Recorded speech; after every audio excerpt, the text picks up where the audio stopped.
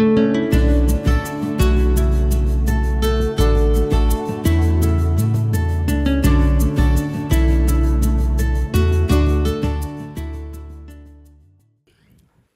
ప్రియమైన దేవుని వల్లరా, దేవుని యొక్క మహాకృపను బట్టి మనందరం మరొకసారి ఇక్కడ చేరుకోగలిగాం. అందుకై దేవుని మహింపరుస్తూ చేరి వచ్చిన మీ అందరికీ మన దేవుడు రక్షకుడైన యేసు ప్రభు నామములో నా హృదయపూర్వక వందనములు తెలియజేస్తున్నాను. ప్రార్థన చేసుకొని ఆయన సహాయం చేత మనము వాక్య ధ్యానంలోనికి ప్రవేశిద్దాం. ప్రార్థన. మహాపరిశుద్ధుడైన మా ప్రియ పరలోకపు తండ్రి, మీకే స్తోత్రములు నాయన. ఈ ఆదివార దినమున మేమందరం మరొకసారి మీ సన్నిధిలో ఇటు రీతిగా చేరి మీ యొక్క జీవము గల మాటలు విని నేర్చుకున్నటకు, తద్వారా మేము మా ఆత్మీయ జీవితంలో మరింత అభివృద్ధి చెందుటకు మీ సన్నిధానంలోకి వచ్చి ఉండగా మమ్మను మీరే నడిపించి సహాయం చేయమని ప్రార్థిస్తూ, వినుచున్న మీ బిడ్డలకు వివరిస్తున్న నాకును మీ యొక్క ఆత్మ నడిపింపును సహాయం దయచేయమని ప్రార్థిస్తూ, మా ప్రభువును ప్రియరక్షకుడైన యేసు క్రీస్తు ప్రభుల పేరిట ఈ విజ్ఞాపన ప్రార్థన కృతజ్ఞత స్తుతి స్తోత్రములు మీకే సమర్పించి ప్రార్థించి వేడుకుంటున్నాను తండ్రి. ఆమేన్.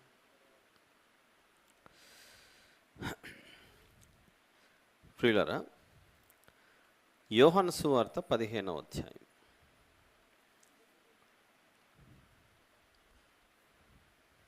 10 నుంచి కొన్ని వచనాలు మనము వాక్య ధ్యానంగా చదువుకున్నాం. ఈరోజు ఫ్రెండ్షిప్ డే సందర్భంగా చాలామంది స్నేహితుల దినోత్సవపు శుభాకాంక్షలు క్రైస్తవులు మాత్రమే కాదు, క్రైస్తవేతరులు కూడా హ్యాపీ ఫ్రెండ్షిప్ డే అని చెప్పుకుంటున్నారు. బైబిల్ ప్రకారంగా ఈ విషయాన్ని యేసు ప్రభు ఏ రోజో నేనే మిమ్మల్ని స్నేహితులను పిలుస్తున్నానని దేవుడు మనుషులను స్నేహితులు అని పిలిచాడు. ఆ సందర్భమే ఈరోజు మనము చూడబోతున్నాం. 10వ వచనం నుండి, నేను నా తండ్రి ఆజ్ఞలు గైకొని ఆయన ప్రేమయందు నిలిచి ఉన్న ప్రకారం మీరును నా ఆజ్ఞలు గైకొనిన ఎడల నా ప్రేమ యందు నిలిచి ఉందరు. మీ యందు నా సంతోషము ఉండవలననియు మీ సంతోషము పరిపూర్ణము కావలననియు ఈ సంగతులు మీతో చెప్పుచున్నాను. నేను మిమ్మల్ని ప్రేమించిన ప్రకారము మీరొకరినొకడు ప్రేమింపవలని అనునటయే నా ఆజ్ఞ. ప్రేమించవలని అనునటయే నా ఆజ్ఞ.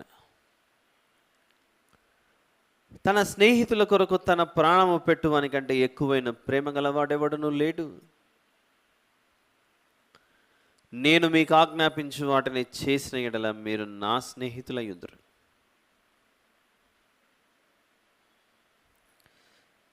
స్నేహం గురించి మాట్లాడుతున్నాడు, ఫ్రెండ్షిప్. దేవుడు మనుషులను తన బిడ్డలుగా మాత్రమే కాక, భక్తులుగా మాత్రమే కాక, దాసులుగా మాత్రమే కాక, పరిచారకులుగా మాత్రమే కాక, స్నేహితులుగా కూడా చూస్తున్నాడు. ఇది గొప్ప ధన్యత.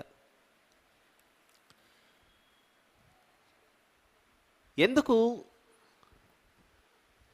స్నేహం అవసరం? స్నేహితులకు ఇతరులకు ఉన్న తేడా, ఉన్న వ్యత్యాసం.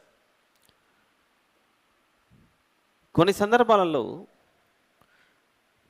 స్నేహితుణ్ణి మన కుటుంబ సభ్యుల కంటే ఎక్కువగా నమ్ముతాం మనం. కొన్ని సందర్భాలలో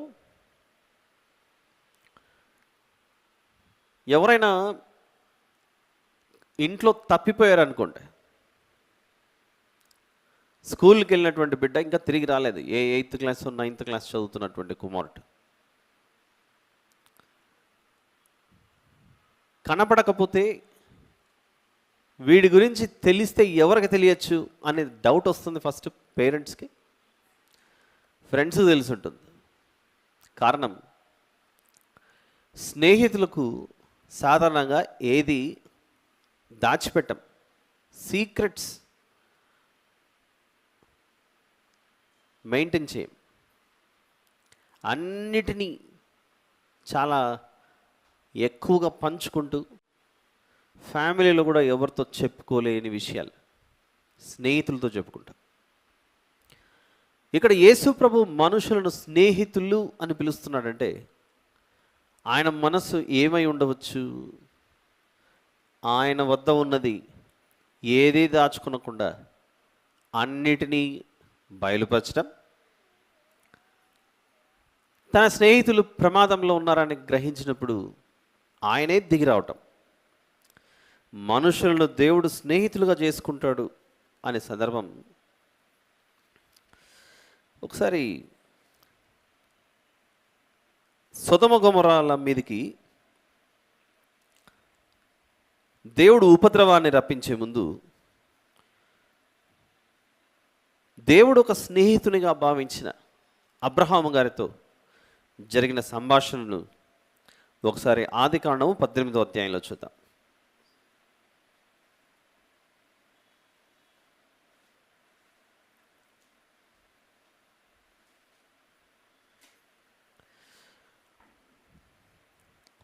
అధ్యాయం, book of Genesis, chapter number 18, 16వ వచనం నుండి చూద్దాం.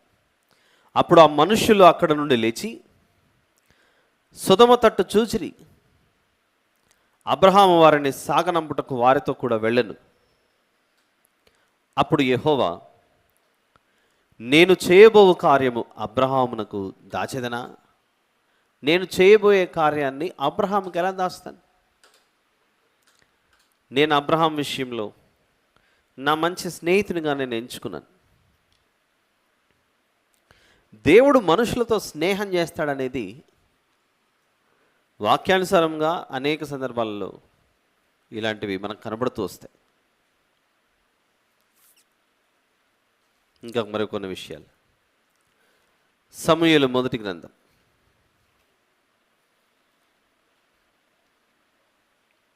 సమూయేలు మొదటి గ్రంథం, first book of Samuel, chapter number 20.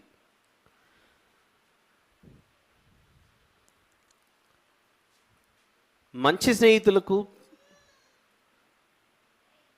ఊరికనే కాలాన్ని బట్టి వచ్చి వెళ్ళిపోయే స్నేహితులకు చాలా వ్యత్యాసం ఉంటుంది. మంచి స్నేహితులు ఏ లక్షణాన్ని కలిగి ఉంటారంటే వారిలో ప్రేమ, ఆప్యాయత, అనురాగం అనేవి ఇంకా ఎక్కువగా పెరిగినప్పుడు వారు కాస్త ప్రాణ స్నేహితులుగా మారుతారు. Is the closest friend of mind, is my close friend అని చెప్పుకుంటాం. సమూయేలు మొదటి గ్రంథము 20వ అధ్యాయంలో ఇక్కడ ఇద్దరు మనకు అద్భుతమైన స్నేహితులు కనబడతారు. స్నేహం అనేది గుర్తొచ్చిన ప్రతిసారి పాత నిబంధనలో అయితే దావీదు గారు, యోనాతాన్ గారు, క్రొత్త నిబంధనలో అయితే యేసు ప్రభు మరియు శిష్యులు. యోనాతాన్ గురించి, దావీదు గారి గురించి, వీళ్ళిద్దరి గురించి అంత గొప్పగా రాయబడడం గల కారణం ఏంటి అని మనం ఆలోచిస్తే, నీకు మీ తండ్రి రాజ్యం కావాలా, మీ తండ్రి సింహాసనం కావాలా, లేకపోతే స్నేహం కావాలా?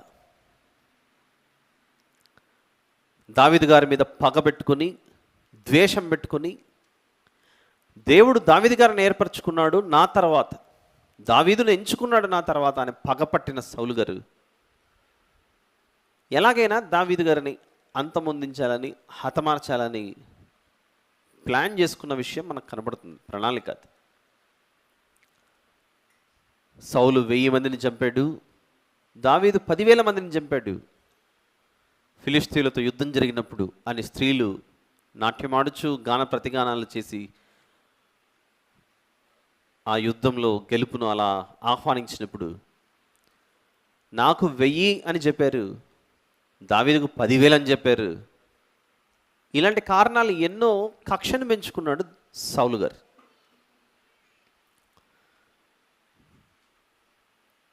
ఆయన నా రాజ్యము మరో గోత్రానికి వెళ్ళిపోవడం ఏంటి? సౌలు గారు ఏ గోత్రానికి సంబంధించిన వ్యక్తి? బెన్యామీను గోత్రానికి సంబంధించిన వ్యక్తి. దావీదు గారు ఏ గోత్రానికి సంబంధించిన వ్యక్తి?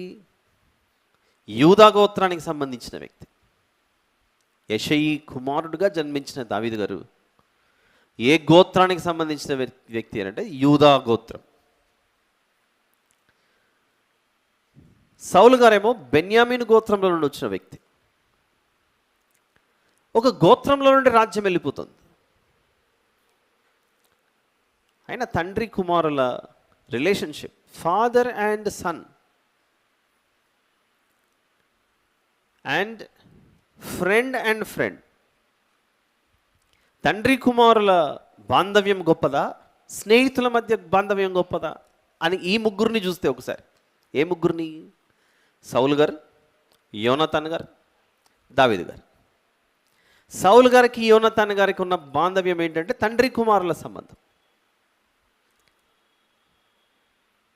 అయితే ఈ ఇద్దరు స్నేహితుల మధ్య చర్చ జరుగుతోంది.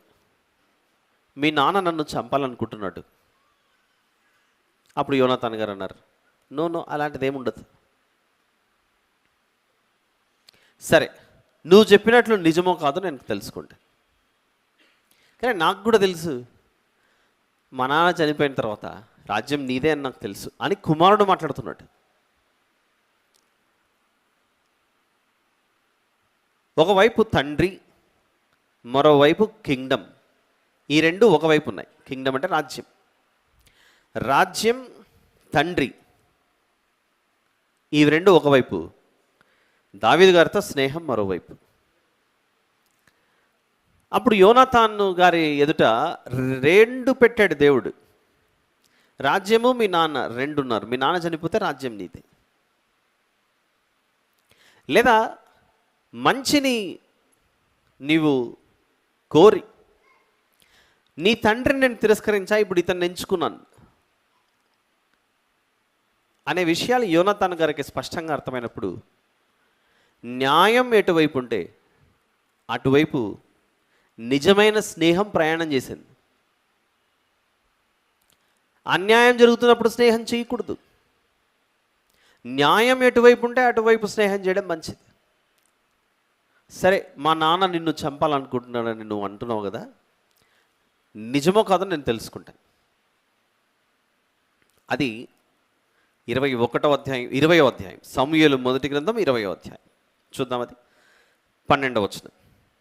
అప్పుడు యోనతాను, ఇశ్రాయేలీయులకు దేవుడైన యెహోవా సాక్షి, రేపైనను ఎల్లుండి అయినను ఈ వేళప్పుడు నా తండ్రిని శోధింతును, అసలు నా తండ్రి మనసులో ఏముందో తెలుసుకుంటాను. అప్పుడు దావీదు నాకు క్షేమం అవునని నేను తెలుసుకున్న ఎడల నేను ఆ వర్తమానము నీకు పంపకపోదునా? అయితే నా తండ్రి నీకు కీడు చేయను ఉద్దేశించుచున్నాడని నేను తెలుసుకున్న ఎడల దానిని నీకు తెలియజేసి నీవు క్షేమముగా వెళ్ళునట్లు నిన్ను పంపివేయని ఎడల యెహోవా నాకు గొప్ప అపాయము కలుగజేయుగాక. యెహోవా నా తండ్రికి తోడుగా ఉండినట్టు నీకును తోడుగా ఉండును గాక. ఒప్పుకుంటున్నాడు ఇక రాజ్యం నీదే అని. అసలు చేతిలో దొరికాడు నిజానికైతే దావీదు గారు. యోనతాను గారు నిజంగానే రాజ్యమును ఆశించి ఉంటే వచ్చి అబద్ధం చెప్పి, మా నాన్న నిన్ను ఏమి చంపాలనుకోలేదు, నువ్వు పొరపాటున అపార్థం చేసుకున్నావు, పద ఇంటికి వెళ్దాం పద అని ఈ ఫ్రెండ్ని తీసుకొని వాళ్ళ నాన్న ఎదుట కూర్చోబెట్టింటే అందరూ ఒక్కసారిగా చుట్టుముట్టి దావీదు గారిని ఆ రోజు అంతమొందించింటే. ఒక మంచి స్నేహం వలన ఏం జరుగుతుందంటే ప్రాణం కాపాడబడుతుంది. లైఫ్ సేవింగ్ ఇన్సిడెంట్స్ జరుగుతున్నాయి అక్కడ. A good friend always saves life and sacrifices so many things. Yonathan గారు ఆ క్షణంలో దావీదు గారిని పట్టించి తండ్రికి అప్పచెప్పింటే జీవితకాలం అంతా, ఇప్పటికి మనము 2024వ సంవత్సరంలో ఉన్నాం, 2024. యోనతాను గారిది దావీదు గారిది జరిగిన ఇన్సిడెంట్ సంఘటన యేసు ప్రభు భూమి మీదకి రానప్పుడు ఇంచుమించు 1000 సంవత్సరాల క్రితం జరిగింది. అది 1000 ఇయర్స్. ఒకవేళ యోనాతాను గారు దావీదు గారిని నమ్మించి మోసం చేసి సౌలు గారైన తన తండ్రి వద్దకు తీసుకొని వెళ్ళి అప్పచెప్పింటే 3000 సంవత్సరాల నుండి ఇప్పటికీ యోనాతాను గురించి ఏమని మాట్లాడుకునే వాళ్ళం మనం? ఒకడు ఈ నమ్మక ద్రోహి అని మాట్లాడుకునేవాళ్ళం. శాశ్వత కాలం భూమి నిలిచి ఉన్నంత కాలం క్రైస్తవ సమాజంలో స్నేహం కొరకు రాజ్యాన్ని మరియు తండ్రి యొక్క శత్రువుని శత్రువుగా భావించగా మిత్రునిగా భావించిన ఒక అద్భుతమైన ప్రేమ, ప్రాణ స్నేహితునిగా భావించిన యోనాతాను దావీదు గారి విషయాల్లో యోనాతాను గారు దావీదు గారి యొక్క స్నేహం అద్భుతంగా కనబడుతుంది మనకు.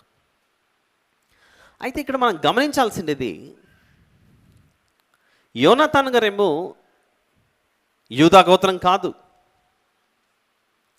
బెన్యామీను గోత్రం. వేరే గోత్రం వాళ్ళు, వేరే ఫ్యామిలీ ట్రీలో నుంచి వచ్చినటువంటి వారు. అంటే వీళ్ళందరూ జేకబ్ ఇశ్రాయేల్లో నుండి వచ్చిన వారే. కానీ 17వ వచనం కొంచెం ఆలోచించాలి, మనసు పెట్టి ఆలోచించాలి. 20వ అధ్యాయం సమూయేలు మొదటి గ్రంథము 20వ అధ్యాయం 17వ వచనం. యోనాతాను దావీదును తన ప్రాణ స్నేహితునిగా ప్రేమించాను. ఇది ఓల్డ్ టెస్టిమెంట్. అంటే దావీదు గారి విషయంలో యోనాతాను గారికి ఏ అభిప్రాయం ఉంది? స్నేహం కొరకు నా స్నేహితుడైన ఈ దావీదు ప్రాణం కూడా పెడతాడు. ఏ వ్యక్తినైనా ప్రాణ స్నేహితుడు అని ఎప్పుడు పిలుస్తారు? ప్రాణ స్నేహితుడు అని ఎప్పుడు పిలుస్తారు? అంటే నాకు ఏ అపాయం వచ్చినా, ఏ ప్రమాదం వచ్చినా నా కొరకు త్యాగం కూడా అయిపోయగలిగే అంత గొప్ప స్నేహితుడు. వేరే గోత్రం వాళ్ళు దావీదును ప్రాణ స్నేహితుడిగా భావిస్తున్నాడు. ఇంకా కొంచెం దీన్ని సింప్లిఫై చేస్తే, వేరే వారు యూదా గోత్రంలో ఉన్న వ్యక్తిని, వేరేవారు యూదా గోత్రంలో ఉన్న ఒక వ్యక్తిని ప్రాణ స్నేహితునిగా భావిస్తున్నాడు. అంటే వారి మధ్య స్నేహం అంతగా వేరు తన్ని లోపలికి పాతుకొని పోయింది. అది గొర్రెల మందను దావీదు గారు అడవిలో కాచుచుంటే సింహం వచ్చిందట. గొల్యాతును చంపే విషయంలో దావీదు గారు సౌలు గారికి చెప్పిన సమాధానం 16వ అధ్యాయం. ఇదే సమూయేలు మొదటి గ్రంథం 16.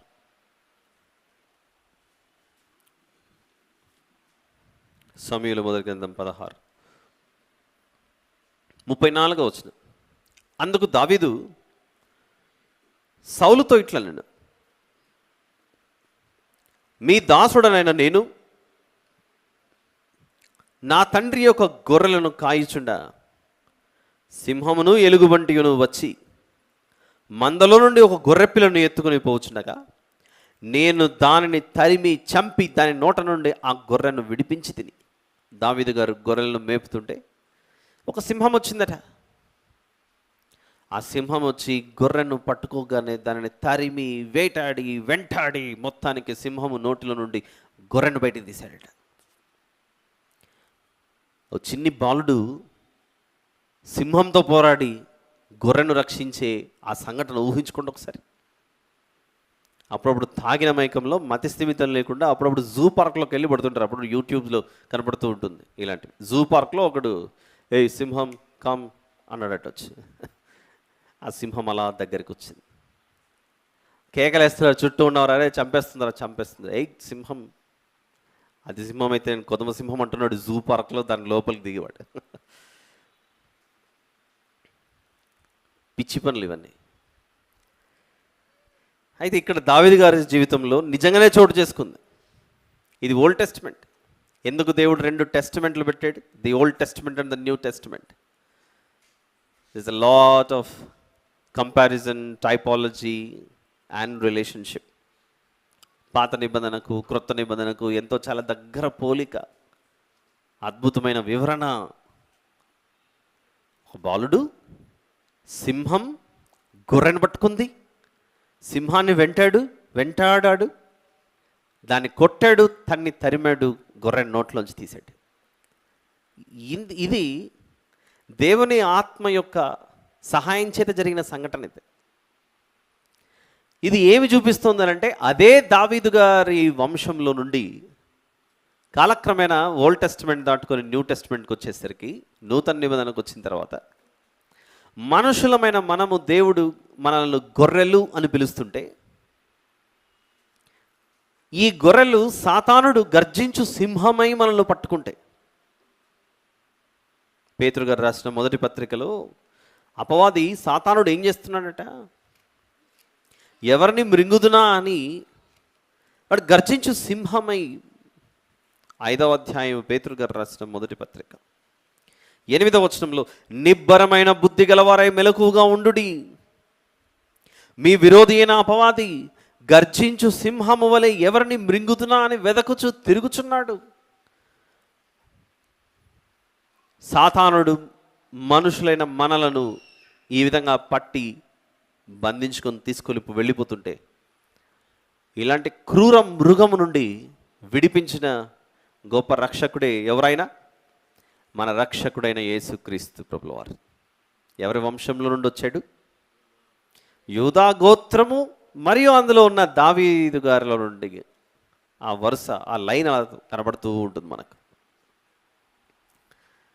యోనాతాను గారు దావీదు గారిని ప్రాణ స్నేహితుడిగా భావించినట్లే, ఈ లోకం ఈరోజు యేసు ప్రభువును ఏ విధంగా భావించాలి? ప్రాణ స్నేహితుడు కాదు యేసు ప్రభు. ఇది ఇంకొంచెం అడుగు ముందుకేసిన సంఘటన. ప్రాణం పెట్టిన స్నేహితుడు. There is a difference between ప్రాణ స్నేహితుడు, ప్రాణం పెట్టిన స్నేహితుడు. ప్రాణ స్నేహితుడు గొప్పవాడవుతాడా? ప్రాణం పెట్టిన స్నేహితుడు గొప్పవాడవుతాడా? అయిపోయింది. స్నేహితుల కొరకు ప్రాణం పెట్టిన ఈ స్నేహితుడు ఎంత గొప్పవాడు ఆలోచించండి ఒకసారి. ఎన్నో త్యాగాలు ఉంటాయి స్నేహంలో. అలాంటి త్యాగాలలో యేసు ప్రభు ఎంతవరకు వెళ్ళిపోయాడంటే, ప్రాణం పెట్టి ఎంతవరకు వెళ్ళిపోయాడు. ఈరోజు దేవుడు మనల్ని ప్రేమించినంత గొప్పగా మనిషి అంతే గొప్పగా దేవుని ప్రేమిస్తున్నాడా? లేదా ఆయనలో మన ప్రేమను వృద్ధిపరచుకుంటున్నామా? గ్రో చేసుకుంటున్నామా?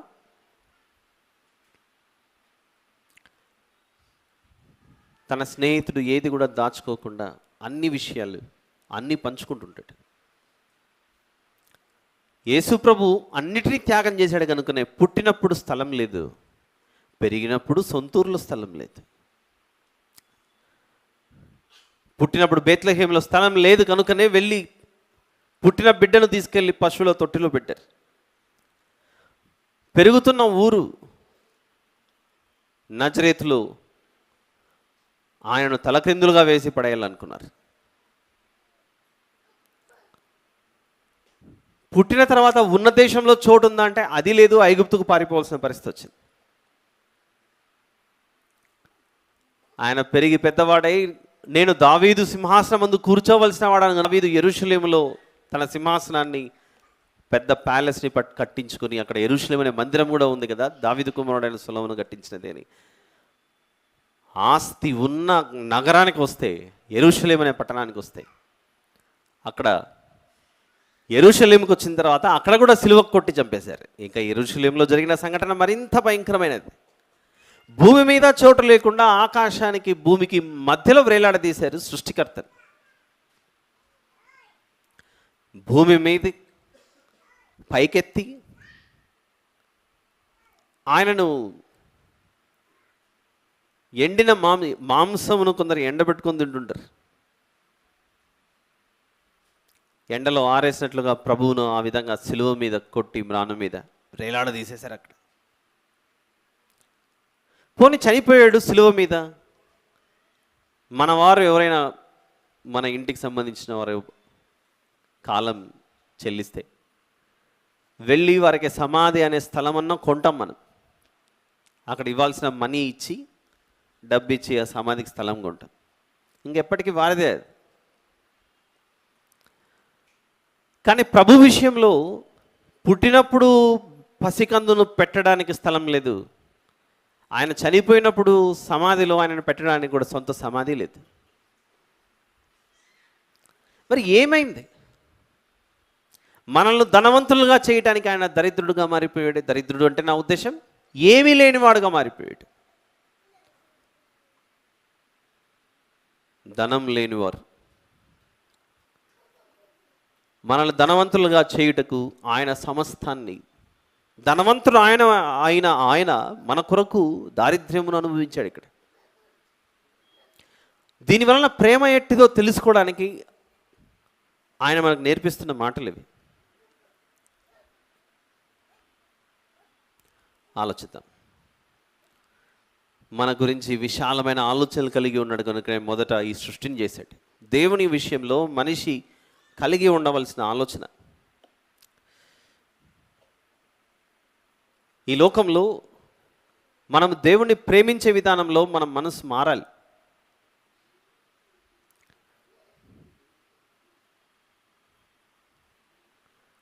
బిడ్డలను భూమి మీదకి తీసుకొని వచ్చిన తర్వాత ఈ బిడ్డలను పెంచి పెద్దవారిని చేయుటకు తల్లిదండ్రుల త్యాగాలు కొన్ని సందర్భాల్లో వర్ణనాతీతం. నా జీవితంలో నేను కొన్ని కుటుంబాలను చూసా. 3 పూట్ల భోజనం చేయడానికి కూడా వాళ్ళ ఇంట్లో గింజలు లేవు, ధాన్యం లేదు. కేవలం కొంచెమే ఒక గ్లాస్ అంత బియ్యం ఉంటే ఆ తల్లి తన బిడ్డలకు వండి ఎదురు చూస్తుంది.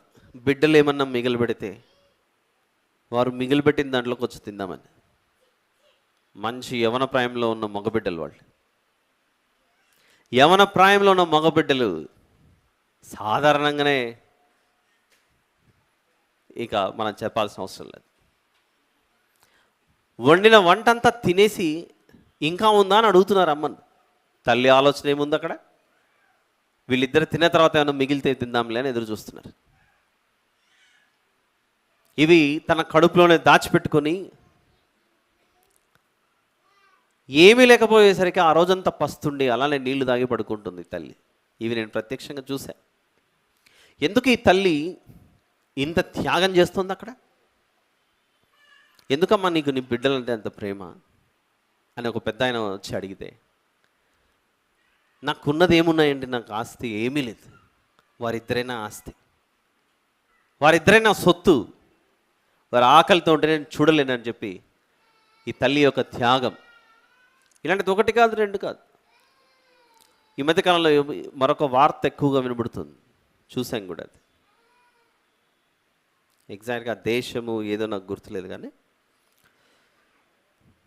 కేవలం తల్లి కుమారుడు మాత్రమే ఉన్నారు ఒక ఫ్యామిలీలో, మిగిలిన వాళ్ళు లేరు. తన కుమారునికి ఏదో అస్వస్థత జరిగి 2 కిడ్నీలు పాడైపోయి కేవలం 6 నెలలు మాత్రమే టైం ఇచ్చారు. ఈ కుమారుడు ఇంతటితో చనిపోతున్నాడు. 6 monthsలో మీకు వేరే చోట ఎక్కడైనా కిడ్నీ దొరికితే ఓకే, లేదంటే ఈ బిడ్డ బ్రతకడు. ఈ కుమారుడు దాదాపు వయసుకు వచ్చినటువంటి 20-21 years ఉన్నటువంటి కుమారుడు.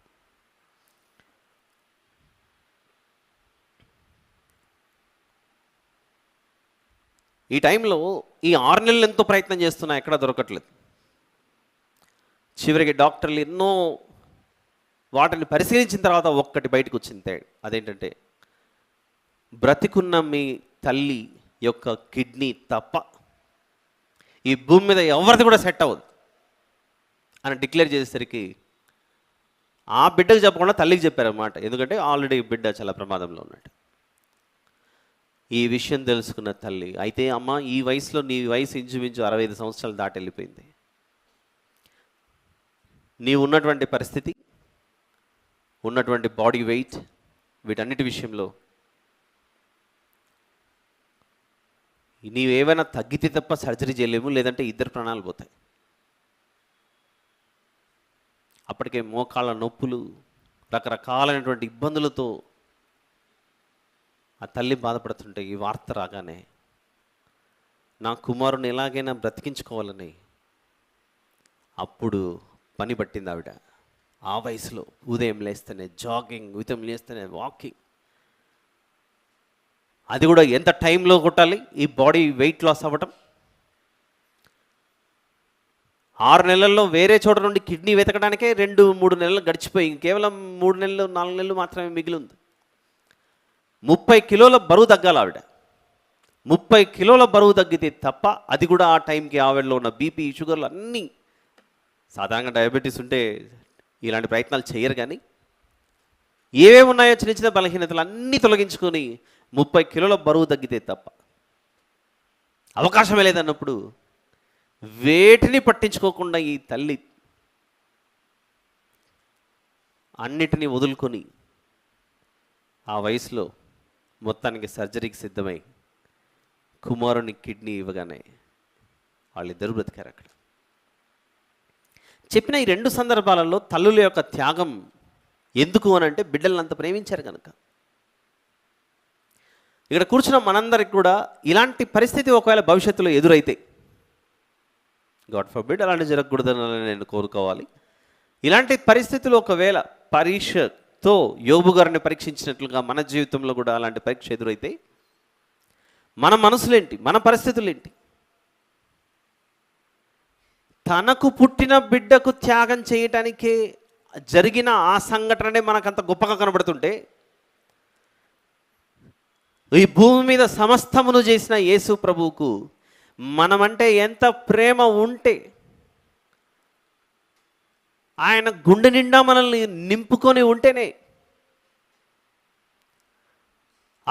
మహాకాశంలో పట్టజాలనే ఆ మహాదేవుడు ఒక స్త్రీ గర్భాన చంటి బిడ్డగా అలా కడుపులోనికి వచ్చి నివాసం ఉన్నాడంటే అది చిన్న విషయమా? ఇంత పెద్ద సువిశాలమైన సృష్టిని, మన కంటికి కనబడుతున్న ఆకాశ విశాలమును అందులోని సమస్తమును చేసిన దేవుడు వచ్చి మన కొరకు ప్రాణం పెట్టాడంటే, ఇక్కడ నుండి మనల్ని మళ్ళీ మార్చుకొని ఈ మట్టి దేహాన్ని మహిమ శరీరంగా మార్చి పరలోకానికి తీసుకెళ్ళాలి అనే ఒక బృహత్తరమైన ప్రణాళికతో వచ్చాడంటే, ఆయన తన హృదయంలో మన గురించి ఎంత విశాలమైన తలంపులు కలిగి ఉంటే అంత త్యాగం చేసి ఉండాలి.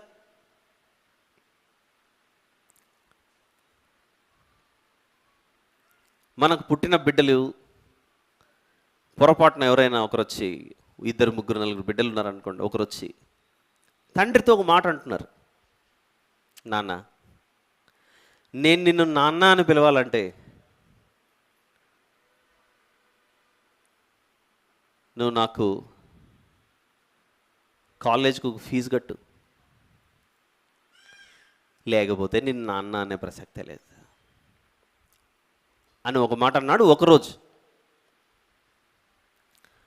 అలా దారిలో కుమారుడు పోతూ పోతూ ఉంటే కనపడింది ప్యారడైజ్ అనే హోటల్. ఇంకో రోజు వచ్చాడు, నువ్వు నాకు పాకెట్ మనీ ఏమి ఇవ్వట్లేదు, పాకెట్ మనీ ఇస్తేనే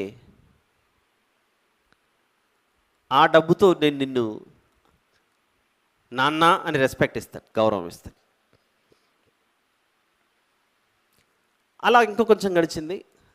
అలా సికింద్రాబాద్ ప్యారడైజ్ ఆ ప్రాంతాలు తిరుగుతుంటే పరేడ్ గ్రౌండ్స్, జిమ్ఖానా గ్రౌండ్స్ అవి కనపడ్డాయి. అందరూ ఆడుకుంటున్నారు, రకరకాల కొత్త షూ వేసుకొని సైకిల్ వేసుకొని ఆడుకుంటుంటే వీడికి కూడా కోరికలు పుట్టాయి, నాకు కూడా ఒక సైకిల్, ఓ మంచి ప్యూమా షూ ఇలాంటివి ఏమైనా కొనిస్తే బాగుంటుంది. మళ్ళీ వచ్చాడు, డాడీ దగ్గరికి వచ్చాడు, మమ్మీ దగ్గరికి వచ్చాడు. అమ్మ ఈరోజు నుంచి నేను నిన్ను అమ్మ అని పిలవాలంటే నా కాళ్ళకు బూట్లు కొనిచ్చు అన్నాడు వీడు, నా కాళ్ళకు షూ కొనిచ్చు అన్నాడు. అలా ఒకరోజు ఒకటి, మరొక రోజు ఇంకొకటి, మరొక రోజు ఇంకొకటి, మరొక రోజు ఇంకొకటి, అలా అనుకుంటూ వచ్చేసారు. వస్తూనే ఉన్నాడు, వీళ్ళు వింటూనే ఉన్నారు. అసలు నిజంగా ఈ తల్లిదండ్రులు కొడుకు ఆ మాటలు అంటుంటే, నువ్వు నాకు సైకిల్ కొనిస్తే నేను నిన్న అమ్మ అంటాను, నువ్వు నాకు షూ కొనిస్తే నేను నిన్ను నాన్న అంటాను, నువ్వు నా కాలేజీ ఫీ కొనిస్తే నాన్న అని పిలుస్తాను.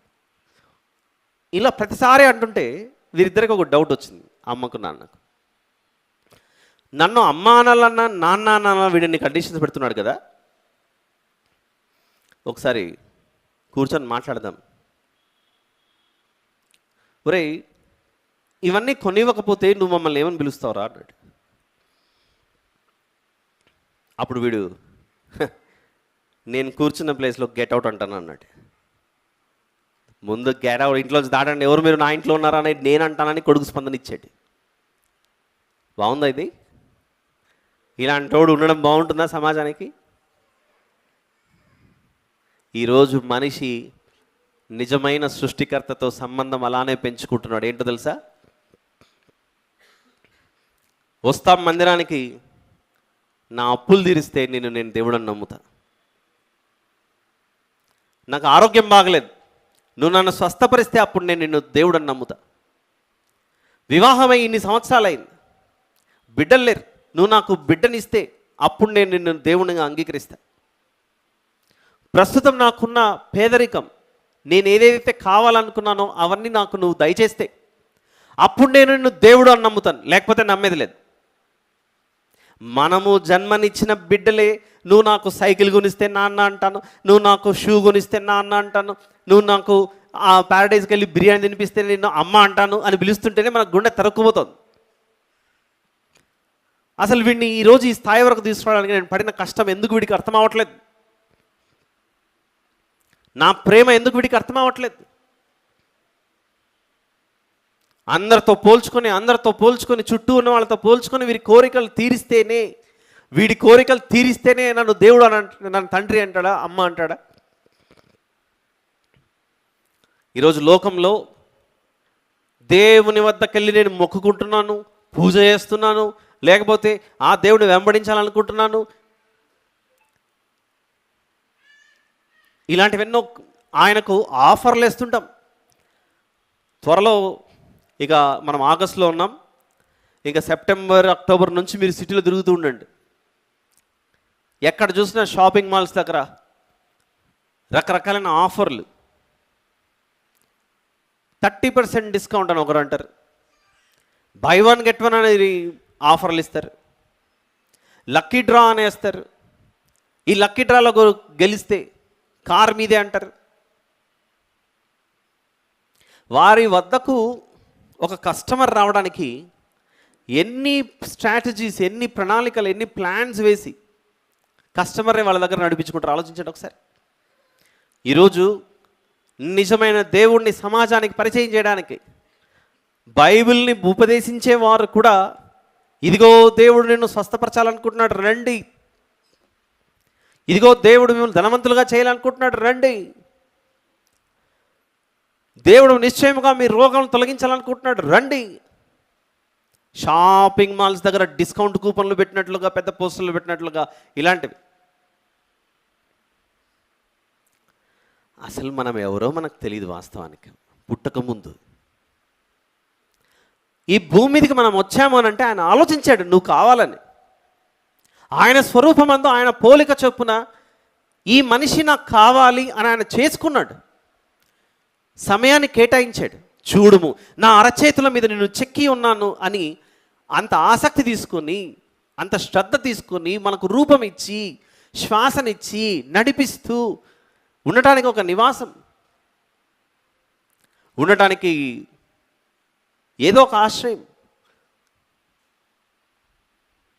తినడానికి తిండి, కట్టుకోవడానికి బట్ట, ఉండటానికి ఒక నివాసం, అన్నీ దేవుడు దయచేస్తుంటే ఆయనను మనం అంత చిన్న చూపు చూసుకుంటే పోతే ఎలా? మనము మానసికంగా ఎదగలేదు కనుకనే దేవుని అలా మాట్లాడతాం. అందుకే దేవుడు యోబు గారి గురించి రాయించాడు బైబిల్లో. యోబు గారి గురించి ఎందుకు అంత ఆసక్తి తీసుకొని చూపించాడనంటే, దేవుడు యోబు గారి యొక్క వ్యక్తిత్వం, పర్సనాలిటీ బాగా నచ్చింది ఆయనకి. విస్తారమైన ధన సంపదలతో ఉన్న వ్యక్తి ఒక్కసారిగా బూడిదలో కూర్చుకునే, నేల మీద కూర్చొని ఒక పెంకు తీసుకుని బూడిదలో కూర్చునే పరిస్థితి వరకు వెళ్ళిపోయినా కూడా దేవుణ్ణి ఏమనకుండా దేవుడిచ్చాడు, దేవుడు తీసుకెళ్ళిపోయాడు. అయినా ఈ లోకం శాశ్వతం కాదు. నాకు ఈ రూపం ఇచ్చాడనంటే నన్ను పరలోకానికి తీసుకెళ్ళాలన్న ఒక ఆబ్జెక్ట్, ఒక ప్రణాళిక, ఒక గోల్తో దేవుడు చేశాడు. మన గురించి మొదట భూమిని చేశాడు, భూమి మీద వాతావరణాన్ని చేశాడు, వాతావరణాన్ని చేసిన తర్వాత ఈ వాతావరణంలో నివసించుటకు సకల జీవరాశులు చేశాడు, జలచరములను చేశాడు, గాలిలో ఎగిరే పక్షులను చేశాడు, భూమి మీద తిరిగే వాటిని చేశాడు. అన్నిటినీ చేసి లాస్ట్లో చివరిలో మనిషిని ప్రవేశపెట్టాడు. కనీసం మనం కష్టపడకూడదు కొంచెం కూడా అన్న ఆలోచన ఆయన ఉన్నాడు కనుకనే మనతో ఏ పని చేయించకుండా అన్నిటిని నిర్మించి ఆ తర్వాత లాస్ట్లో తీసుకొచ్చాడు. చివరిలో తీసుకొచ్చాడు. ఇది ఎలా ఉందంటే, నవమాసాలు నిండినటువంటి ఒక స్త్రీ బిడ్డకు జన్మనిచ్చే సమయానికి ఇంకా హాస్పిటల్కి డెలివరీకి వెళ్ళే ముందు, ఇది డిసెంబర్ జనవరి ప్రాంతం కనుక పసిబిడ్డ ఇంటికి రాగానే చాలా చలి ఎక్కువ ఉంటుందేమో అని ముందుగానే భావించి డెలివరీకి వెళ్ళే ముందు తను ఒక షాపింగ్ చేసింది. రకరకాల ఉన్నికి సంబంధించిన స్వెటర్లో లేకపోతే అన్నిటినీ బట్టలు గిట్టలు అన్నిటినీ చక్కగా పెరిచి, నేను నా బిడ్డతో తిరిగి వచ్చినప్పుడు నా బిడ్డకి ఏమీ కాకుండా వీటన్నిటిని నేను ఏర్పాటు చేయాలని ముందుగా పగడ్బందీగా ప్లాన్ చేసుకుని తను వెళ్ళింది అక్కడికి. అలా కాకుండా ఈ తల్లి ఇవేమీ సిద్ధపరచుకోకుండా బిడ్డని ఇంటికి తీసుకొచ్చి కనీసం వేయడానికి చిన్న వస్త్రాలు కూడా లేకుండా, వీడికి కనీసం 12 ఏళ్ళు రానిలే 18 ఏళ్ళు రాని సంపాదించుకుని ఆ తర్వాత స్వెటర్ కొనుక్కుంటాడులే అనింది అనుకోండి. వీడు సంపాదించుకుని ఆ తర్వాత స్వెటర్ కొనుక్కుంటాడంటే,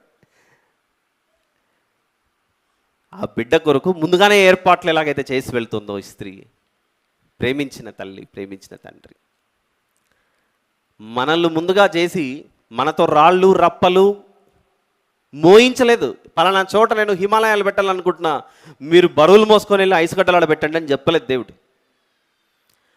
రాజస్థాన్ దగ్గర ఉన్న తార్ ఎడారిలో ఇసుకను నింపాలి, నేను చాలామంది మనుషులు చేస్తున్నాను, మీరందరూ పలానా చోట ఇసుక ఉంది అది తీసుకొని వచ్చి ఇక్కడ నింపండి అని చెప్పేసి మనతో బరువులు మోయించలేదు మన దేవుడు. సముద్రంలో నీళ్లు నింపాలనుకుంటున్నా, ఆకాశంలో నీళ్ళు వస్తాయి, బిందెలతో పట్టుకొని సముద్రం నింపండి అని చెప్పలేదు మన దేవుడు. అన్నిటినీ చేసి చక్కటి తోట వేసి ఆ తోటలో మీరు ఉండండి చక్కగా. ఎంత గొప్పగా ఆయన మన మీద పెట్టుబడి పెట్టింటే, అంటే దేవుడు మనుషుల్ని ఏం చేశాడో తెలుసా? ఆయన తన పూర్ణ హృదయంతో, పూర్ణాత్మతో, పూర్ణ మనస్సుతో, పూర్ణ బలముతో ఆయన మనల్ని ప్రేమించాడు. మన మీద ప్రేమను వృద్ధి చేసుకున్నాడు ఆయన. మనం తప్పిపోతుంటే దావీదు గారు ఎలాగైతే గొర్రెను తీసుకెళ్ళిపోతుంటే సింహం దాన్ని వెంటాడి సింహాన్ని ఇలా చీల్చి గొర్రెను బయటికి తీశాడు, సాతాను యొక్క చెరలో మనం చిక్కుకుపోగా యేసు ప్రభు సిలువ మీద ప్రాణత్యాగం చేసి గర్జించు సింహమైన ఆ అపవాది చెరలో నుండి మనల్ని బయటికి అలా తీశాడు. బయటికి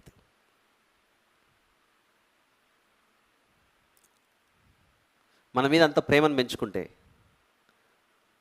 ఈ నిజమైన స్నేహితుడు, ఈ ప్రాణ స్నేహితునికి, ప్రాణం పెట్టిన స్నేహితునికి మనం ఏమిస్తున్నాం? మన ఆలోచనలో ఆయన లేడు, మన తలంపుల్లోనే ఆయన లేడు, మన ఊహల్లోనే ఆయన లేడు. ఈరోజు ఈ స్నేహితుల దినోత్సవం సందర్భంగా ఇన్ని రోజులు మనం చేసిన స్నేహం ఏంటి? ఎవరితో మన స్నేహం?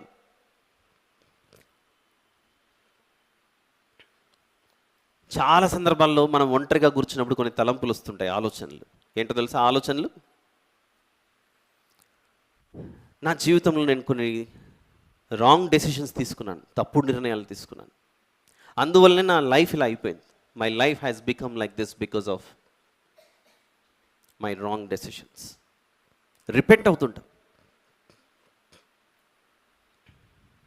ఇలా తప్పుడు నిర్ణయాలు తీసుకోవడానికి బలమైన కారణాలు 3.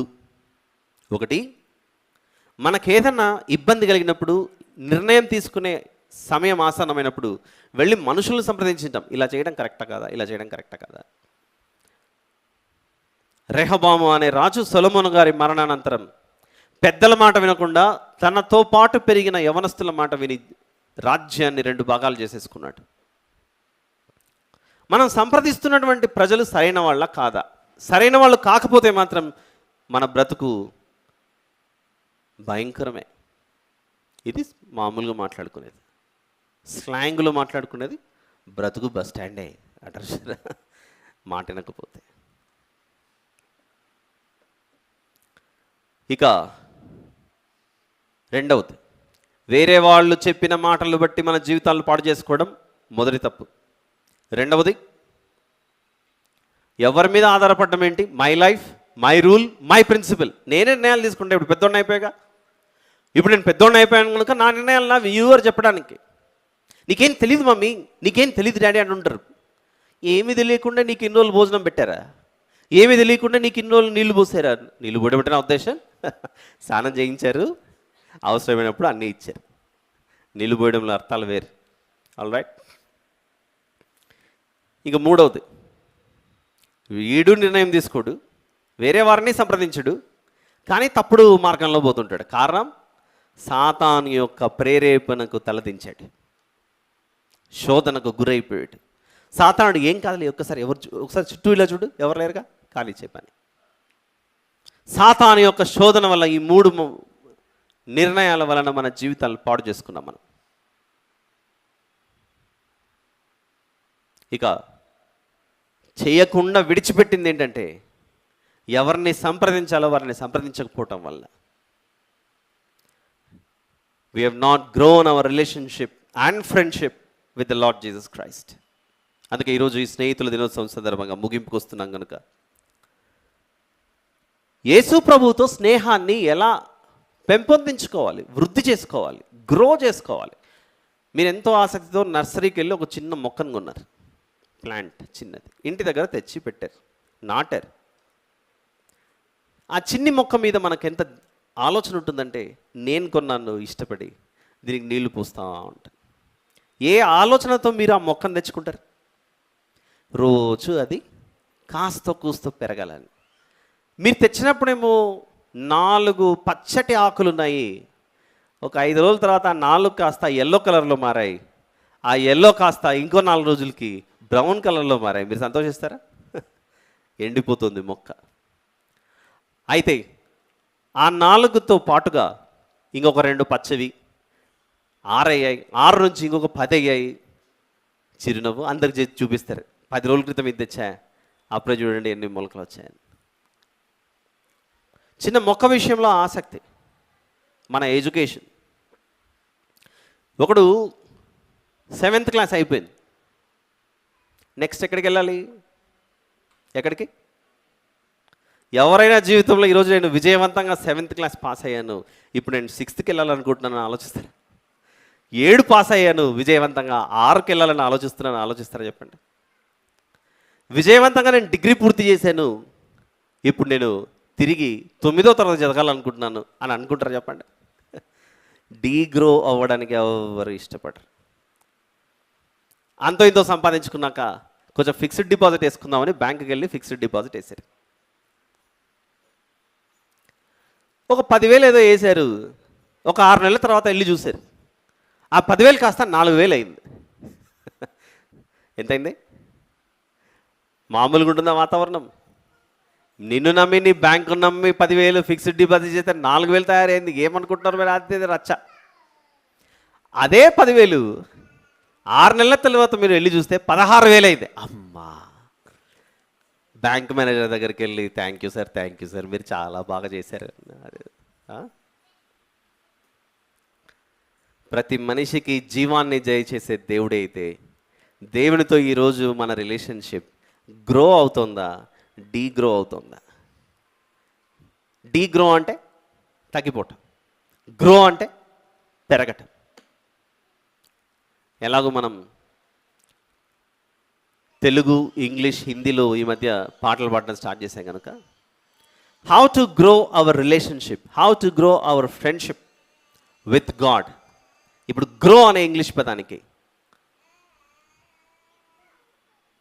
ఈ 4 అక్షరాలు GROW అనే దానికి ఒక చిన్న ఫుల్ ఫామ్ అబ్రివేషన్ లాంటిది చెప్పి క్లోజ్ చేస్తాను. గ్రోలో నిజంగానే యేసు ప్రభు మన స్నేహితుడైతే, ఆ ప్రభువుతో మన స్నేహాన్ని ఎలా గ్రో చేసుకోవాలి? మొక్కనైతే పెరగాలని చూస్తాం, మన ఫిక్స్డ్ డిపాజిట్ అయితే పెరగాలని చూస్తాం, చదువు అయితే పెరగాలని చూస్తాం. ఇంకా ఉద్యోగాల గురించి చెప్పాల్సిన అవసరం లేదు. ఒక వ్యక్తి మంచి కంపెనీలో జాయిన్ అయ్యాడు, సంవత్సరం అయిన తర్వాత ఇంక్రిమెంట్ ఇస్తారని డిస్కషన్, వాళ్ళ మేనేజ్మెంట్కి ఇతనికి డిస్కషన్ జరుగుతోంది. ఇంక్రిమెంట్, అప్రైజల్ అంటారు, పర్ఫార్మెన్స్ రివ్యూ అంటారు, ఏవో మాట్లాడతారు. అందులో ఆ మేనేజర్ వచ్చి చెప్పాడు, గత సంవత్సరం వరకు నీ జీతం 50,000, ఈ సంవత్సరం అనగానే ఇతను ఎదురు చూస్తున్నాడు. ఈ సంవత్సరం ఏం చెప్తాడు అని ఎదురు చూశాడు. చెప్పాడు సావు కబురు చల్లగా, ఈ సంవత్సరం నీ జీతం 35,000గా నిర్ణయిస్తున్నాను అన్నాడు. ఒక్కసారిగా చిరునవ్వు కాస్త చైర్లో లేచి, నువ్వు మాట్లాడుతున్నావా సార్? మళ్ళీ చెప్పండి, వినపడలేదు. అవును బాబు, గత సంవత్సరం నీది 50,000, ఈ సంవత్సరం నీకు 35,000 చేయాలనుకుంటాం. అంటే 50కి 35 కలుపుతారా సార్ అన్నాడు. 50కి 35 కలుపుతారా అంటే, కాదు నాయన, నీ చెవులు సరిగ్గా పనిచేస్తున్నావు లేదో తెలీదు. 50,000 నుంచి 15 తీస్తే ఎంత అవుతుంది? 15,000 తీస్తే 35 ఉంటుంది. కాబట్టి ఇది అనేసరికి నువ్వు నీ కంపెనీ, నీ ప్రమోషన్ అంతా పక్కన పెడితే ఇసురుగొట్టి మొత్తానికి మామూలు కూడా రచ్చదు. ఉద్యోగాల్లో గ్రోతే, నాటిన మొక్కలో గ్రో, అన్ని విషయాల్లో గ్రో అంటున్నప్పుడు నా దేవునిలో మన యొక్క ఫ్రెండ్షిప్ని, మన స్నేహాన్ని, మన బాంధవ్యాన్ని ఎలా గ్రో చేసుకోవాలి. అందుకే ఈరోజు జీ అంటే, గ్రోలో జీ అంటే గో టు గాడ్. ఇన్ని రోజులు మనము స్నేహితులను, లేకపోతే లోక సంబంధమైన వారిని, మన నిర్ణయాలను, వీటిని సంప్రదించే జీవితాలు పాడైపోయాయి. ఇప్పుడు దేవునితో మన యొక్క సహవాసాన్ని పెంపొందించుకోవడానికి చేయాల్సిన పని ఏంటంటే, ముందు నువ్వు వెళ్ళాల్సినది go to God. Go God కాదు, go to God. Go God అంటే అర్థం ఏంటి? దేవా నువ్వు వెళ్ళిపో అని అర్థం. అక్కడ గో టు గాడ్ అంటే దేవుని దగ్గరికి వెళ్ళు. ఒక భక్తుడు కీర్తనల గ్రంథం 122, సామ్ నంబర్ 122,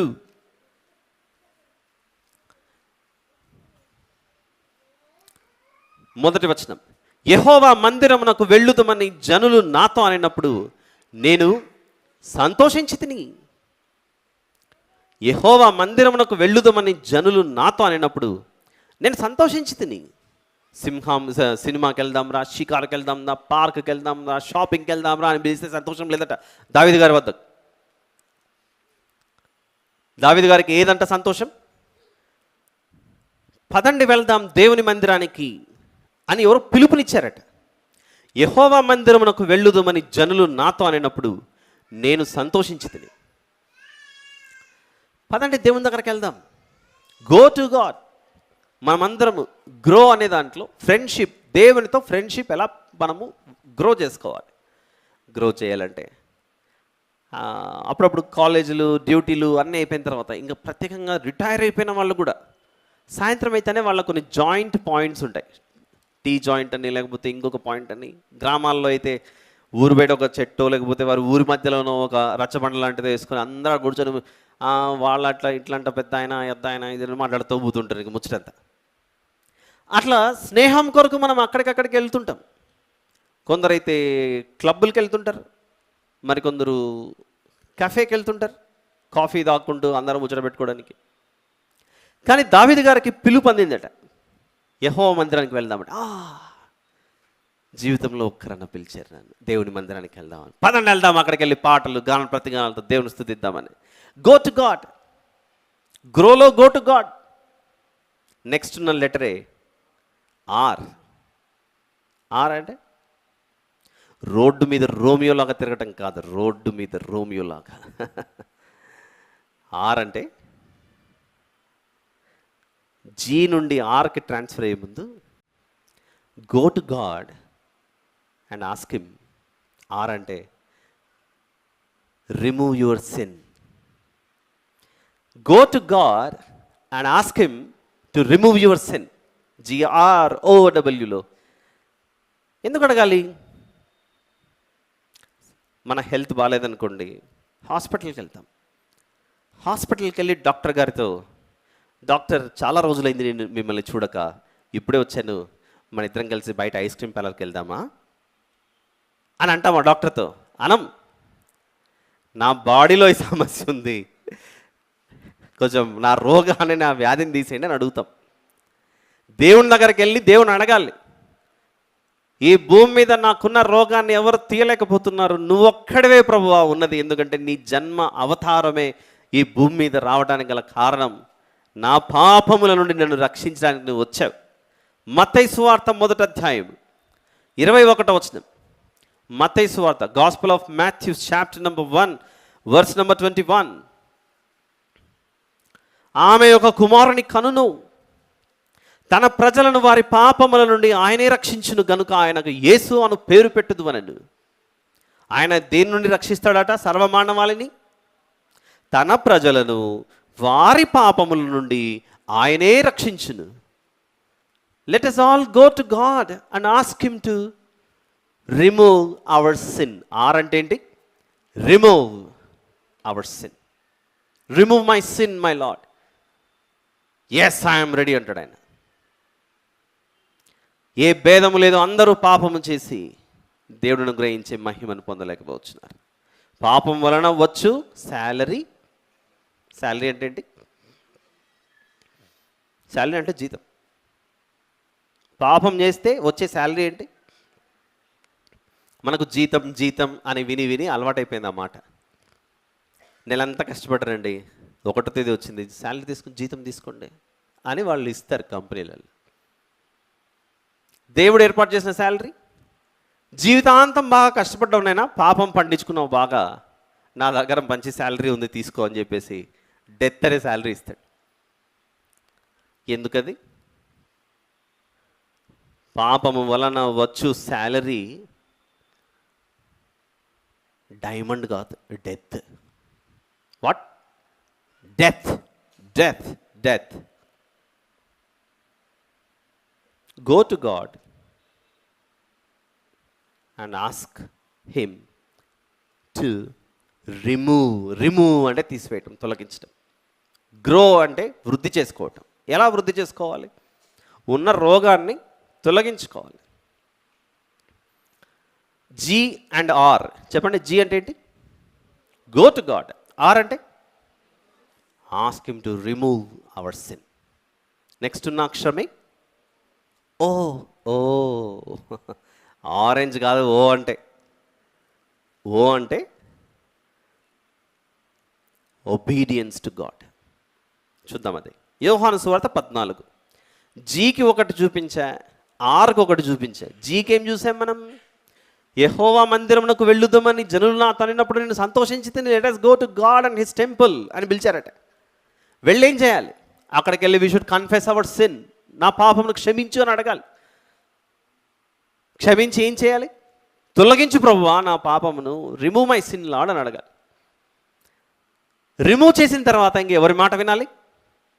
ఆయన చెప్పిన మాట వినాలి. ఒబీడియన్స్ చూపించాలి. యోహాను సువార్త 14:15 మీరు నన్ను ప్రేమించిన ఎడల నా ఆజ్ఞలను గైకొందురు. మీరు నన్ను ప్రేమించిన ఎడల. యోహాను సువార్త 14:15. మీరు నిజంగా నన్ను ప్రేమిస్తే నా ఆజ్ఞలను గైకొంటారు. ఆజ్ఞలు గైకొనడం అంటే ఏంటి?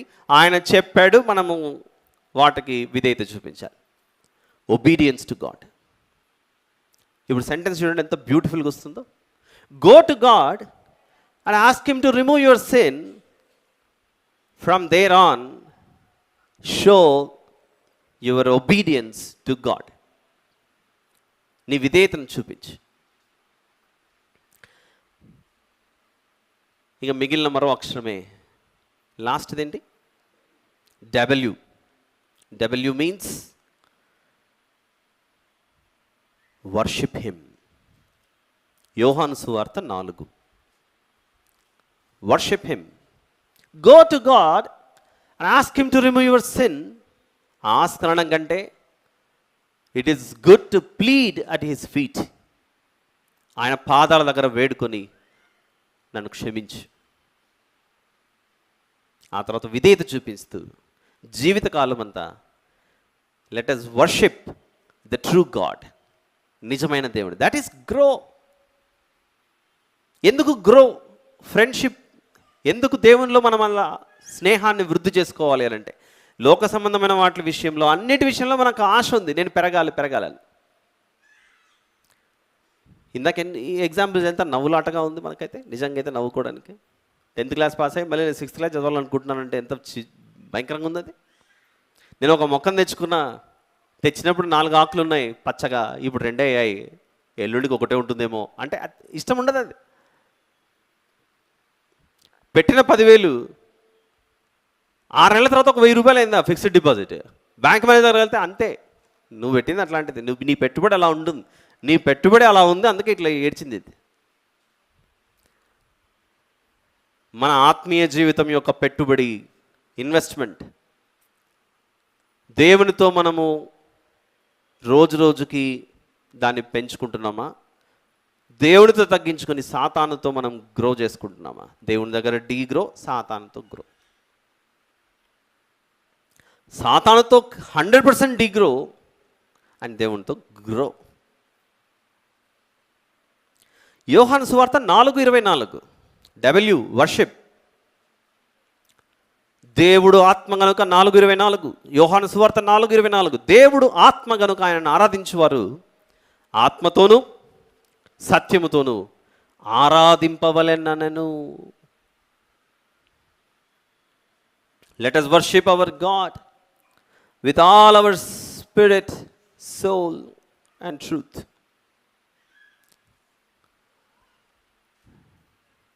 ఆయన మనల్ని ఏ విధంగా అయితే నిండు మనసుతో ప్రేమించాడో మనం కూడా దేవుని అలా ప్రేమించడం అలవాటు చేసుకోవాలి.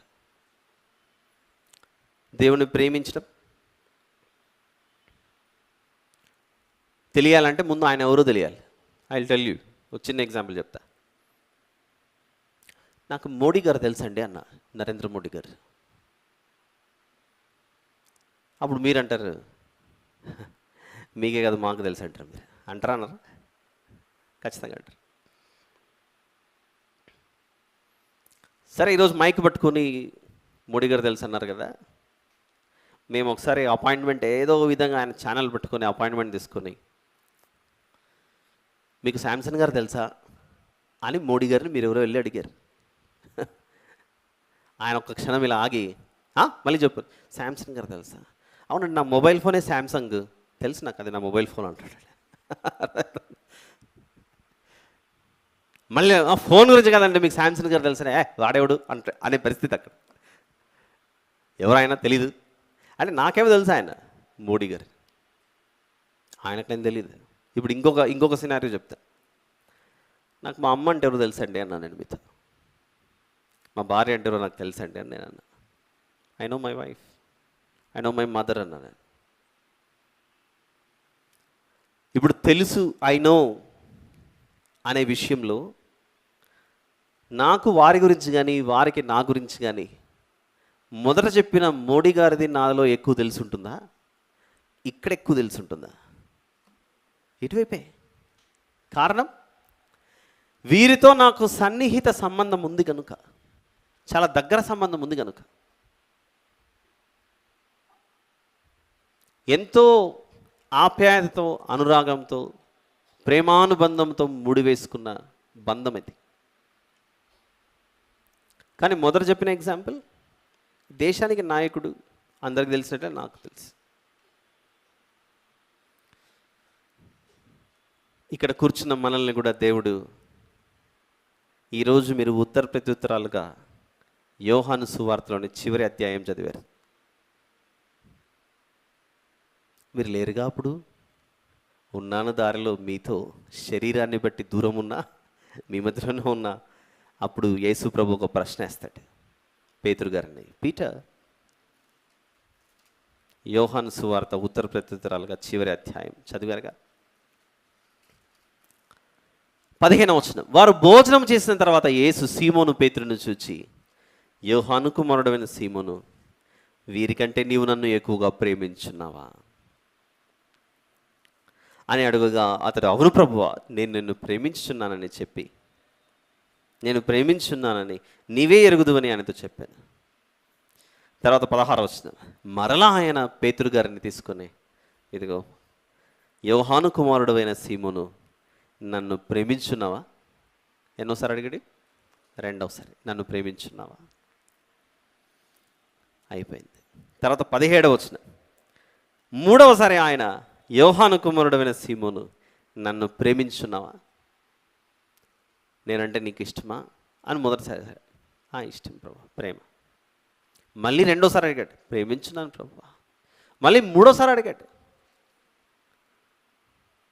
ఇంకా ప్రభు ఎన్నిసార్లు చెప్పంటావు, నువ్వంటే నాకు ఇష్టం అనేసాడు. అక్కడ ఈరోజు అక్కడ వచ్చిన ప్రశ్నే ఇక్కడ కూర్చున్న మనలందరినీ అడుగుతున్నాడు. నిజంగా నేను మీ స్నేహితుడనైతే మీరు నన్ను ప్రేమించున్నారా అని యేసు ప్రభు మనలందరినీ ప్రశ్నిస్తున్నాడు. To love him is to know him. లేదా ఆయనను తెలుసుకోవాలంటే ఆయనను ప్రేమించాలి మొదట. ఆయనను తెలుసుకోవాలంటే ఆయన ప్రేమించాలి. ప్రేమించడం అంటే ఏంటి? బైబిల్లోకి వెళితే ఆయన ఆజ్ఞలను పాటించడమే దేవుని ప్రేమించడం. గుండె నిండా నింపుకున్నాడు కనుక మనల్ని ప్రాణం పెట్టేంతవరకు వెళ్ళాడు. ఈరోజు 2 ఎగ్జాంపుల్స్ చెప్పా. మోడీ గారు తెలుసా? తెలుసండి. నాకు తెలుసు, మీకు తెలుసు. మీరు ఎప్పుడు చూశారు? టీవీల్లో చూశారు, యూట్యూబ్లో చూశారు, న్యూస్ పేపర్లో చూశారు, ఏదైనా మహాసభలు జరిగితే అందులో చూసిండొచ్చు. మీ ఇంట్లో వాళ్ళని నేను మీకు దగ్గర తీసుకొచ్చి వీరెవరో తెలుసా? తెలియదండి, నాకేం తెలియదండి, రోజు పొద్దులేసినప్పుడు ఇదే ముఖమే చూస్తున్నాను అంటే ఆ చనువు, ఆ సన్నిహితమైన సంబంధం ఉంది కనుక ఆ చొరవతో మనం అలా మాట్లాడిస్తుంటాం, ఆ ఫ్రీడమ్తో. అంత ధైర్యంగా అలా మాట్లాడగలమంటే వాళ్ళ మీద ప్రేమ ఉంది కాబట్టి. ఇక్కడ పేతురు గారు కూడా 3 సార్లు దేవుడు పేతురు గారు అనేసరికి, ప్రభా నీకు అంత తెలుసు కదా ప్రభా అనేస్తున్నాడు అక్కడ సింపుల్గా. ఈరోజు మన రిలేషన్షిప్ దేవునితో ఎలా ఉంది? అంత సన్నిహితంగా ఉందా? ఇప్పుడు మనమంతా ఇక్కడ కూర్చోన్నాం, దేవుడు తెలుసా అంటే తెలుసండి. ఏంటి దేవుడు? మేము క్రైస్తవుల కుటుంబంలో పుట్టాము, లేదా క్రైస్తవుని చేసుకున్నాను, లేకపోతే ఒక క్రైస్తవుని కుటుంబంతో నాకు బంధం ఏర్పడి, అందుకే మా దేవుడు యేసుప్రభు అండి. మీ వీధిలో ఏదన్నా, మీ వీధికి, వాడకు, ఊరికి ఏదైనా పెట్టుకున్నారా దేవత కన్నా దేవుని కానీ? మా వీధి దేవుడు అండి, మా ఇంటి దేవుడు అండి, ఇలాంటివన్నీ చెప్పుకుంటాం. మనం దేవుడు మనకు బైబిల్లో కనపడే దేవుడు తప్ప మరొకరు ఎవరు లేరు. అది ఎవరికి అర్థమవుతుందంటే ఆయనతో సన్నిహితమైన బాంధవ్యాన్ని పెట్టుకుని దగ్గర సంబంధంతో ఆయన గురించి ధ్యానించిన వారికి ఈయనే నిజమైన దేవుడు అని అప్పుడు అర్థమవుతుంది.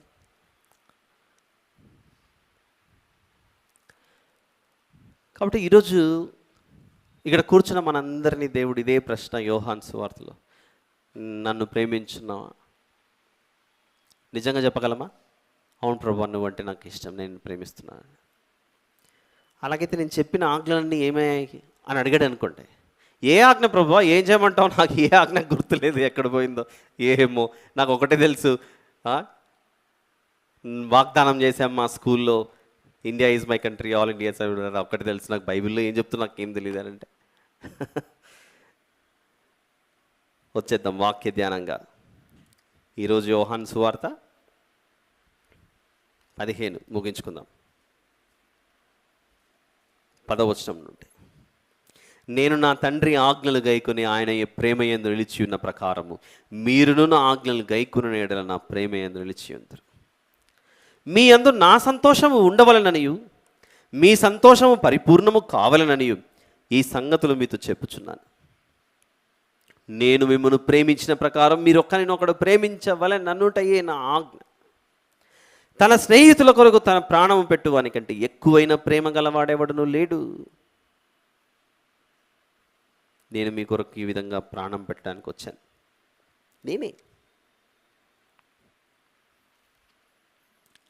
అప్పుడప్పుడు ఎవరికైనా హాస్పిటల్లో బ్లడ్ అవసరమైందనుకోండి, మన రక్తం మ్యాచ్ అయిందనుకోండి, అడుగుతున్నారు వాళ్ళు, కొంచెం బ్లడ్ ఇస్తారా లేకపోతే బ్రతకరా అని. సరే అండి, ధైర్యం చేసి ముందుకెళ్ళాం. దగ్గరికి వచ్చింది, ఆ బాటిల్ వచ్చింది, నీళ్ళు వచ్చింది. గుచ్చుతుండగా ఒక చిన్న క్వశ్చన్, మీరు ఎంత తీసుకుంటారండి నా బ్లడ్? వాళ్ళు అప్పుడు చెప్పాలి, ఎంతనో ఇంత అండి, కొంచెం 100 ml, 200 ml, 300 ml ఏదో చెప్పారు. అలా కాకుండా మీరు ఎంత తీసుకుంటారండి అనగానే ఉన్నదంతా తీసుకుంటున్నామండి అన్నారనుకోండి, ఉన్నదంతా తీసుకుంటున్నాం అన్నారనుకోండి, ఇంకంతే. ఎలాగో పెట్టేటప్పుడు మనకు ఎదురుగా మనం పడుకొని ఉంటాం, వాళ్ళు అక్కడ నిలబడి ఉంటారు. కాబట్టి ఈసారి చెయ్యి కాదు ఇచ్చేది, అతనికి ముందు మన కుడికాలు లేస్తుంది పైకి, లేచి పక్కా నువ్వు ఏదో కొంచెం తీసుకుంటావన్నా కానీ నువ్వు మొత్తం విడుదలంటే ఎలా అవుతుంది ఇది? అంటే వేరే వాడి ప్రాణం నిలబెట్టడానికి, మనం రక్తం ఇవ్వడానికి మన మనసులు ముందుకు రా. ఇంకా కొందరు చూసా, బ్లడ్ డొనేట్ చేసేవాళ్ళు కొంచెం ఇచ్చిన తర్వాత లేచి పక్కకు రాగానే, ఏమి ఇస్తున్నావు ఇప్పుడు? యాపిల్ ఉందా, ఏమైనా ఫ్రూట్ జ్యూస్ ఉందా, అది ఉందా, త్వరగా ఇవ్వండి అని చెప్పేసి ఆ రక్తం, వెళ్ళిపోయిన రక్తాన్ని మనం నింపుకోవడానికి వెంటనే వారి దగ్గర మనం తీసేసుకుంటుంటాం. ఎందుకు చెప్తున్నానంటే, ఈ సృష్టిని అంతా చేసి మనల్ని ప్రేమించి దగ్గరికి వచ్చి పాపం చేసి మూల్యం చెల్లించాల్సింది మనమైతే ఆ అమూల్యమైన రక్తం చివరి రక్త బొట్టు వరకు కార్చిన తర్వాత చివరి క్షణంలో దాహం అవుతుంది, కొంచెం నీళ్ళుంటే ఇస్తారా అని అడిగితే ఆయన నోటికి ఏం అందించారు? చిరకను, చేదైన చిరకను అందించి తాగన్నారు. ఈరోజు ఆదివారం మన కొరకు ఎన్నో కోళ్ళ మెడకాయలు తెగింటాయి. అవి చంపేటప్పుడన్నా ఒక చుక్క నీళ్లు పోసి చంపుతారు దానికి, అవునా? చుక్క నీళ్లు పోసి అలా చంపేస్తారు దాన్ని. కానీ మన ప్రభువును నీళ్ళు అడిగితే కూడా ఇవ్వక చేదిచ్చి అతి క్రూరంగా చంపేసి మనిషి యొక్క క్రూరత్వం, నిజానికి క్రూర మృగాలు అడవిలో ఉంటాయేమనుకున్నాం, కానీ క్రూర మృగాలు ఏకంగా మనుషుల క్రూర మృగాలుగా మారి దేవుని యొక్క గొర్రెపిల్లను సిలువ మీద అలా చీల్చి చెండాడేసి, ఆ గొర్రెపిల్ల సిలువ మీద గొర్రెపిల్లగా కనపడిన ఆయన సమాధిలోకి పోగానే ఒక్కసారిగా రూపం మారింది. మూడవ దినాన నన్ను గొర్రెపిల్ల అనుకుంటారా మీరు? నో, ద లయన్ ఆఫ్ జూదా, యూదా గోత్రపు సింహం అని ఆయన సమాధిలో నుండి ఆ రాయిని తొలగించుకొని అలా మెడ ఇట్లా అనుకుంటూ రండి చూసుకుందాం అన్నాడు. ఇక్కడ ఇంకెక్కడిది? ఆయన ఎదుట ఎవరు నిలబడలేకపోయారు. ఆయన ఆజ్ఞ, అసలు నేను కాదు మీ మధ్యలోకి రావాల్సిందే, అయిపోయింది, నేను వచ్చి రావడం అయిపోయింది. నన్ను వెంబడిస్తున్న ఈ 12 మంది దిగుతారు రంగంలోకి, చేతనైతే వారిని ఎదుర్కోండి అన్నాడు. అంతే. యుద్ధానికి దిగేటప్పుడు ప్రతిసారి రాజు వెళ్ళాల్సిన పని లేదు. చెస్ ఆడుతుంటాంగా మనం, మొదట రాజు కదలడు, నేను ఇక్కడే ఉంటాను, కదలండి మీరు గెలిచి వస్తారని. అలా శిష్యుల్ని విడిచాడు. 12 మందిని విడవగానే ఈ భూలోకము ఏమైందంటే తలక్రిందులైపోయింది. అప్పటి వరకు ఉన్న వారి యొక్క విశ్వాసాలన్నీ నేల రాలిపోయాయి. ప్రభు యొక్క విశ్వాసం సర్వభూతలమంత మహాపర్వతంగా మారింది. నేను కాదు, నా శిష్యులు జారు ఈ లోకాన్ని నాలో నడిపించడానికని 12 మందితో ఆ తర్వాత 13వ వాడైన అపోస్తలుడైన పౌలు గారు వచ్చారు. అందరూ కలిసి భూలోకమును తలక్రిందులు చేయవారు ఎక్కడికి వచ్చారట? మా మధ్యలోనికి కూడా వచ్చేసారు. అంత గొప్ప సంఘటన. పాత నిబంధనలో 12 గోత్రాలు, ఆ 12 గోత్రాలు ఇశ్రాయేలీయుల సంతానం ప్రపంచానికి సువార్తను ప్రకటించాలి. ఆ 12 గోత్ర ప్రజలు కొన్ని లక్షల మంది, వారందరూ చెయ్యని పని ఈ 12 మంది శిష్యులు చేస్తారు. అలా గొప్ప అద్భుతమైన సంఘటన ప్రభు ద్వారా మనము అనుభవిస్తున్నాం, నేర్చుకుంటున్నాం, బలపడుతున్నాం. So what is grow? G stands for go to God, R stands for remove your sin. Who can remove? Only God. So let us ask Him to remove our sin. And from there on, let us be obedient to God. After that, forever worship Him at His feet. దేవుని పాదాల వద్ద ఆయన ఆరాధిద్దాం. అది నిజమైన grow అంటే. Shall we grow? Yes. If yes, now let us conclude and go after the closing prayer. All right. Where? To our home. ఇంటికెళ్ళి మోకరించి, ప్రభువా ఇన్నాళ్ళు నా యొక్క పర్సనల్ గ్రోత్ గురించి ఆలోచించాను, నీలో నేను గ్రో అవ్వాలని ఎప్పుడు ఆలోచించలేదు. I want to build my relationship, I want to build my friendship with you. Teach me, guide me and show me your వేస్ అని అడిగి దేవుళ్ళు మనము దినదినం అభివృద్ధి చెందుతాం. ఆలోచిస్తారని ఆశిస్తూ, నిజమైన స్నేహితుడు, మంచి స్నేహితుడు, ప్రాణం పెట్టిన స్నేహితునితో మన స్నేహాన్ని దినదినము వృద్ధి చేసుకుందాం.